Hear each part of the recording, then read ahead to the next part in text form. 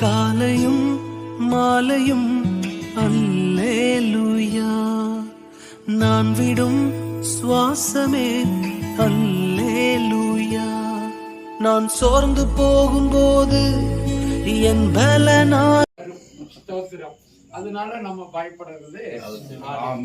ஏன்னா ஜெபம் அப்படிங்கிறது ஒரு யுத்தம். ஜெபம் அப்படிங்கிறது என்னங்க?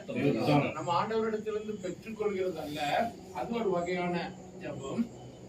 ஆனால் நம்முடைய முழங்கால்கள் முடங்கும் பொழுது, நம்முடைய வாய்கள் பரலோகத்திற்கு நேராக திறக்கப்படும் பொழுது, நாம் எதுக்கு